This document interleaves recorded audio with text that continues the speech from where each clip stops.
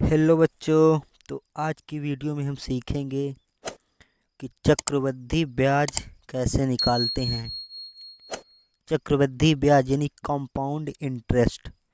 तो आप सभी को बता दूं कि ये हमने एक क्वेश्चन ले रखा है 3,000 रुपये का 10% वार्षिक ब्याज की दर से 2 वर्ष का चक्रवृद्धि ब्याज कितना होगा। तो पहले मैं बता दूं कि इसका सूत्र क्या होता है। तो इसका सूत्र होता है A बराबर P कोष्टक के अंदर 1+R/100 और कोष्टक के ऊपर n। तो आप बोलेंगे कि सूत्र तो आपने बता दिया, लेकिन ये जो आप A P इनका मान क्या होता है, तो ठीक हम वो भी बताना चाहूँगा। तो हम बताने के लिए ये देखो आपको बता दूं वो सब कि हमारा जो चक्रवृद्धि ब्याज बराबर होता है वो A-P होता है। चक्रवृद्धि ब्याज बराबर जो होता है वो A-P होता है। सूत्र पूरा होता है A बराबर P कोष्टक के अंदर 1+R/100 कोष्टक पर n। अब यहाँ पर A क्या है, तो A हमारा जो है A यहाँ पर हमारा है मिश्र धन यानी अमाउंट। मिश्र धन को इंग्लिश में अमाउंट बोलते हैं, इसलिए अमाउंट का पहला अक्षर लिया गया है यहाँ पर। ये जो P है, P हमारा प्रिंसिपल होता है। तो प्रिंसिपल का पहला यानी इसको इंग्लिश में नाम दिया गया है प्रिंसिपल। इंग्लिश में मूलधन का नाम प्रिंसिपल है, तो उसका प्रिंसिपल का पहला शब्द यहाँ पर लिया गया है, पहला अक्षर। इसी तरह दर का है, दर का हमारा रेट होता है, तो R लिया गया है उसका पहला सिंबल। समय के लिए तो यन लिया गया है, समय के लिए कोई निश्चित नहीं होता, कहीं पर आपको यहाँ पर टी मिलेगा तो कहीं यन मिलेगा। यदि टी मिलेगा तो टी तो बराबर टाइम हो जाएगा, लेकिन जब यन होगा तो उसे मान लो कि वो समय है। चक्रवृद्धि ब्याज बराबर बताऊं तो हमारा होता है कंपाउंड इंटरेस्ट। इसको शॉर्टकट में लिख देते हैं, कंपाउंड का सी पहले के ले लेते हैं और इंटरेस्ट का आई ले लेते हैं, तो हमारा कंपाउंड इंटरेस्ट हो जाता है। तो चक्रवृद्धि ब्याज हमारा हो जाता है। तो चलिए, आपको ये समझ आया होगा। अब इसके आगे मैं बताता हूँ। तो अब आप समझ गए होंगे ना कि ये ए क्या है। ए अमाउंट यानी मिश्र धन। तो इसको हम हिंदी में लिखें तो ये हो जाएगा हमारा मिश्र धन बराबर मूलधन यानी प्रिंसिपल। कोष्टक में 1+R हमारा दर है, तो यहाँ पर दर लिख लें, दर बटा 100। यहाँ पर घात में जो लगा है ऊपर, ये घात में हमारा यन लगा है, तो यहाँ पर हम क्या लिख सकते हैं, समय लिख सकते हैं, क्योंकि हमारा समय है यहाँ पर दिया होता ना। तो यहाँ पर हम क्या लिख सकते हैं, समय। ठीक। अब इसके बाद इसको हल करते हैं। हल करने के लिए सबसे पहले हम देखेंगे तो हमारा मूलधन कितना है, 3,000 है।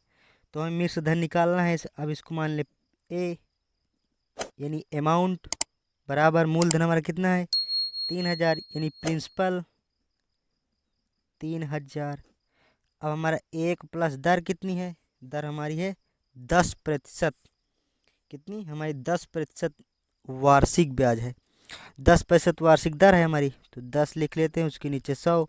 ये 100 अगर एक प्रकार से देखा जाए तो जो दर होता है, दर दर में जो प्रतिशत लगा होता है वही ये 100 होता है। ठीक। उसके बाद ये हमारा समय है, समय हमारा दिया है 2 वर्ष, तो यहाँ हम 2 लगा देते हैं। ठीक। अब इसके आगे हल करते हैं।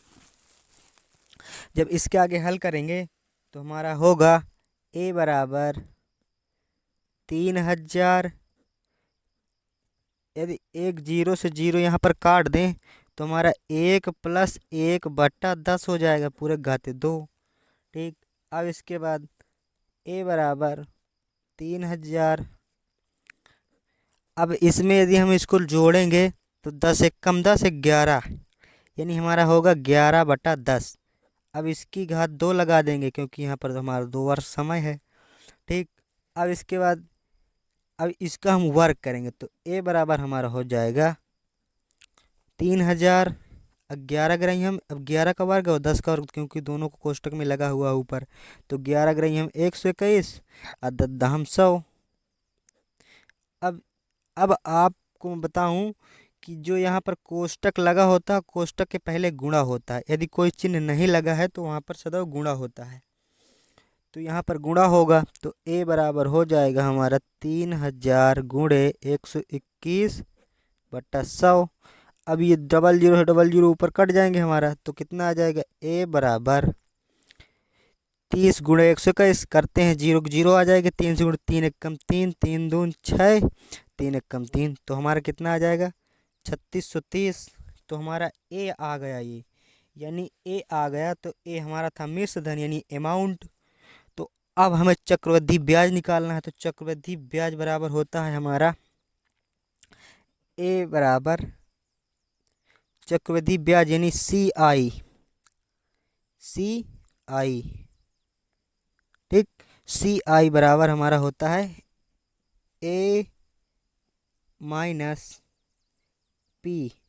तो हमारा अमाउंट यहाँ पर आ गया। अब मैं इसको हिंदी से लिखे दे रहा हूँ, तो ये होगा चक्रवृद्धि ब्याज बराबर मिश्र धन यानी अमाउंट माइनस प्रिंसिपल यानी मूलधन। अब चक्रवृद्धि ब्याज बराबर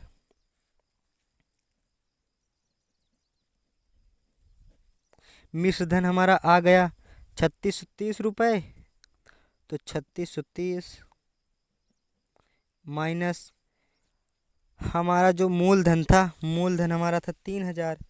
ये यहाँ पर मूलधन यानी अमाउंट वो प्रिंसिपल वो हमारा 3000 था, तो 3000 इससे माइनस कर देंगे। तो चक्रवृद्धि ब्याज बराबर हमारा आ जाएगा 3630 से जब हम 3000 घटाएंगे तो 630 आ जाएगा। तो इतने रुपए जो है हमारा ब्याज आ गया। तो अब इसका फाइनल आंसर आ चुका है।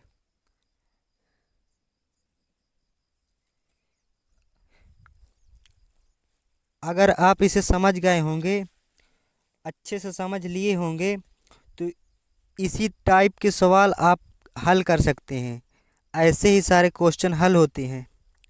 तो आपको ये समझ आया होगा।